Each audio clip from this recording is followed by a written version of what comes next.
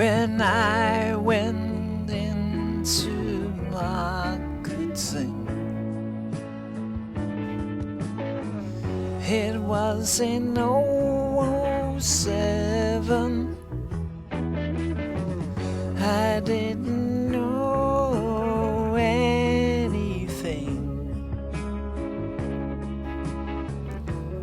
I do now, so come with me. Hello, Kjell Jensen here. Today I want to talk to you about one of the most important things in your business. I've talked about motivation, and now you have to do something to involve your business to get your business better. And one of the things is, of course, getting new people into your business. If you have some product you are using and only a few customer, perhaps that's not so important in this video, but I'm thinking about the people who want to build the business, get a lot of team partners and get some result, get some income from the team partners. First of all, it's about helping your team partner. So you don't start people up because of you start people up because of them. So when you look at your contact list, you have to find the people who want to do something with their life. You can't take everybody and say you and you and you and you and contact them all. No, that's not necessary. You have to contact your key persons. How do I find a key person? It could be a person that are talking with other people, perhaps when a party, it's the person stand up and make a speech, or someone who is good at sport, or a good salesperson. Key people that have some qualities. Don't think about your grandmother at 90 years old. That I don't believe it's a key person that can build your business in the long term. But of course, your grandmother can be a fantastic member, and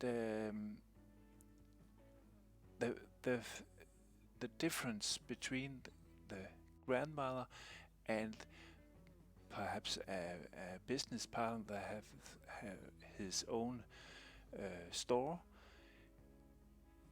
that's the mindset. It's not about the age, it's about the mindset. So you have to go in and see what mindset do people have, what experience do they have in their life.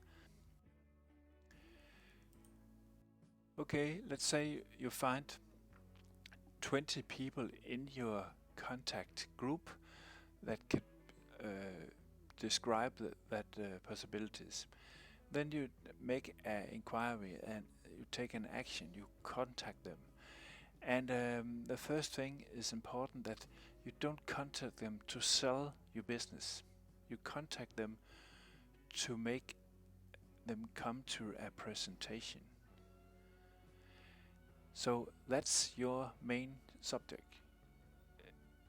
Don't try to sell anything.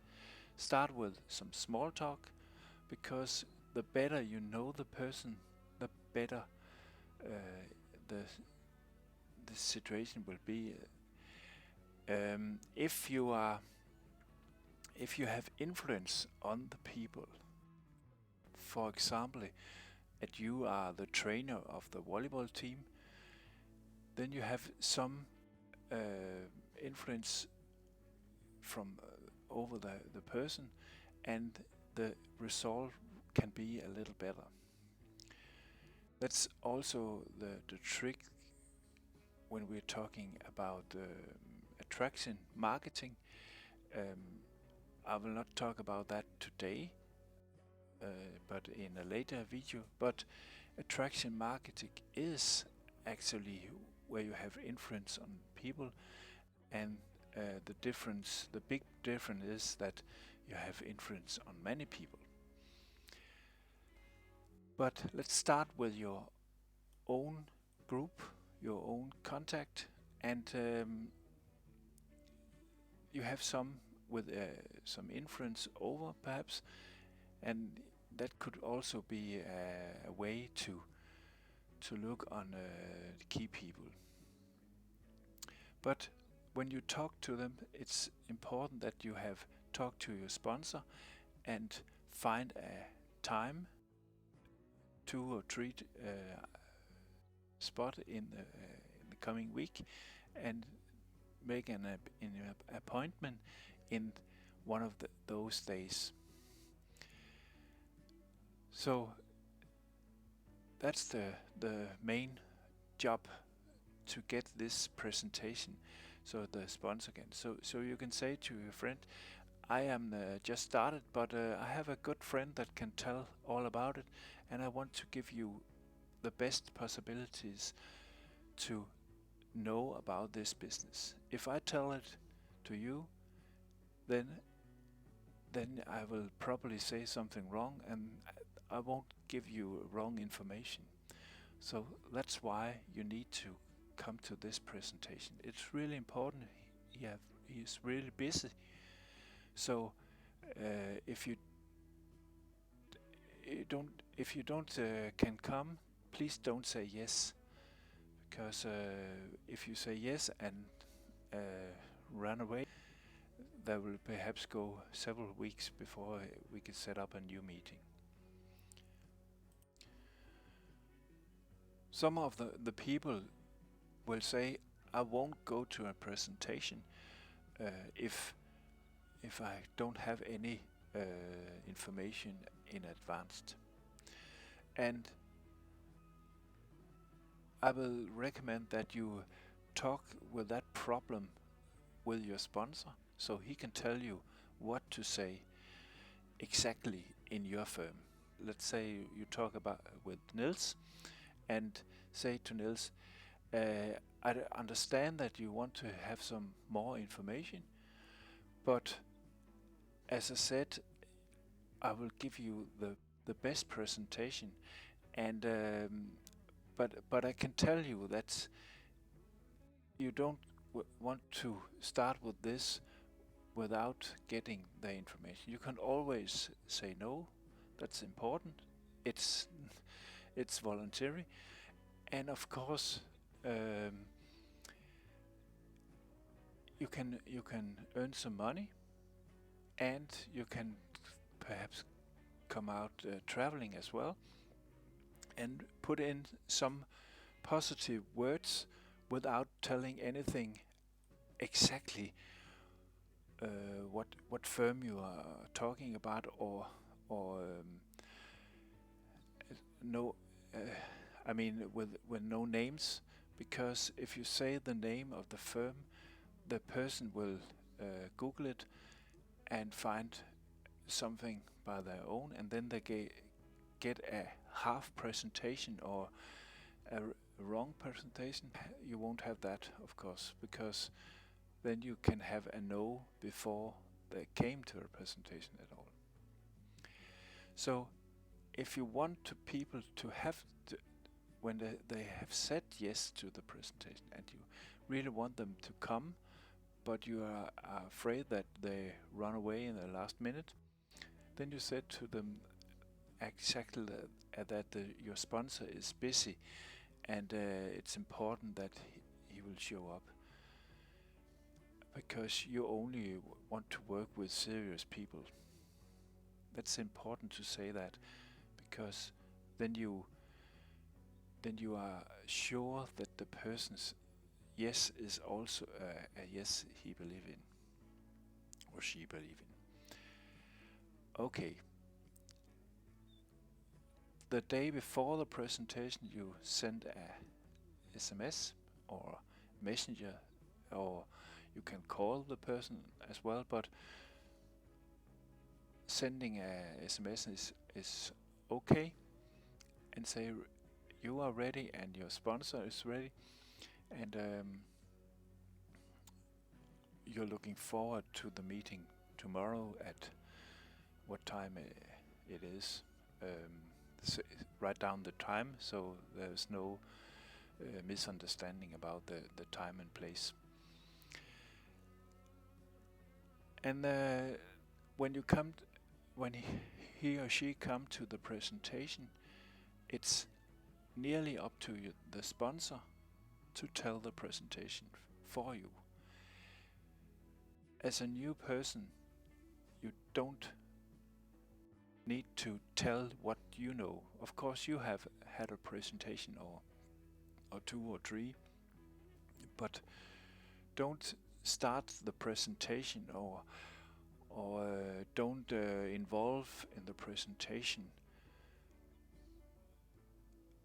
unless you are asked by the sponsor. So the sponsor is running the presentation.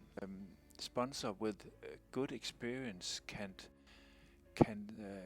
tell a presentation that is target on the new person, because he or she have talked to the new person at start and find out what kind of person is he or she, and therefore the presentation can be different from time to time. A little different, sometimes you never noticed, but if you target the right, if you say the right words to the right people, then you can get the right answer. Really important. So if you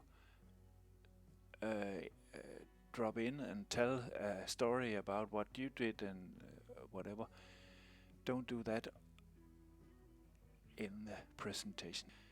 After the presentation, the sponsor will probably ask, are you ready to start?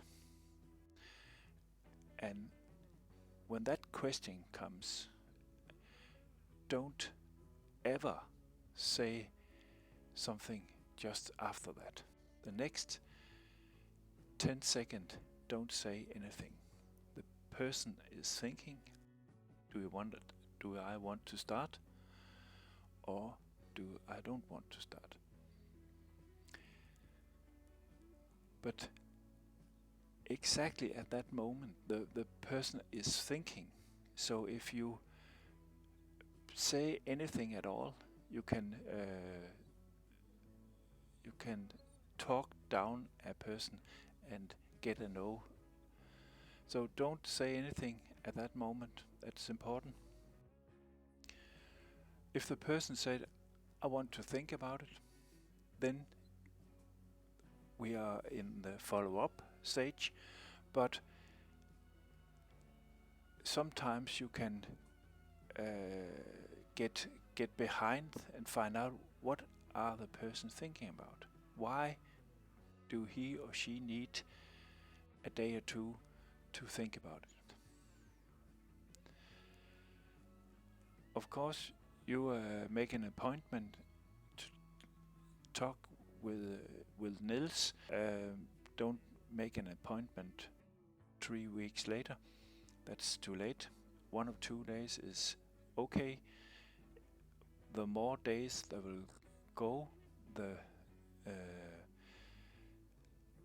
more no you will get. So make it as short as you need. And then you follow up, of course. You call Nils and say, I'm really excited to hear your answer. If you're quite new, make your sponsor call Nils, and perhaps a three-way call, so you can listen what your sponsor said to Nils and find out. But of course, if you can close it on the presentation day, that's the best, because then you can start Nils up in the beginning. I will make a video later about the startup period, or what to do when you get a new person in. But if you get Nils in from under the presentation, that's the best. The follow-up is okay. If someone said no, that's important that you don't take the no as a no forever. It's a no that's in the moment. So you say to Nils, okay, that's okay, but will it be okay that I call you in some time to tell you about how it is going for me? And yes, Nils, he will say yes to that. And of course, then you call Nils when you have a good story to tell him. If you don't make any result in, for example, 3 months, don't call Nils after 3 months and say how it's going. Wait till you have some result, so you don't have to set time on it. If you set time, I will call you in 3 months, then you have the problem if you don't have any result in 3 months. So wait to call Nils until you have some result. Okay. The follow-up and the sale is in the same moment. You have a sale and Nils is started and ready to go. And remember, the first days, the first 2 or 3 days after Nils is started, he is the most motivated person in the world.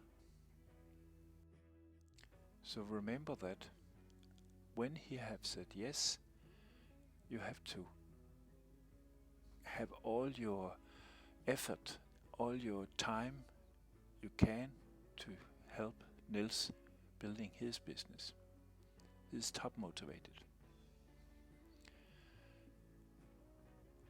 Then he will get a result, hopefully, and then we have the next step. If you don't call Nils in 3 weeks, and then Nils can't find out how to log in, how to tell a little bit about the business or a little bit about a product or whatever. He forgets a lot of the things he have been told, and his motivation is from not zero, but close, perhaps 10%. So if Nils said yes, then you have to make all the good effort with appointment, meetings, and so on. Short after. Yeah, that was a little bit about taking from your own contact, and of course in the long term you can't build your business on your personal contact, so you have to have some leads, some new contacts, and have that in mind so you don't run out of subject. But at the start it's not so important, but begin to think about how to get new people in and how to get influence about them. If you are a person that talk to a lot of people, and the most important is to get their contact somehow, get their contact information. And attraction market will be one of the things in leads, but for the moment, for this video, I will stop now, and I hope you have some ideas how you can start building your business with your key persons. Thank you for listening. Please subscribe, it's important, and have a really, really nice day. Bye bye.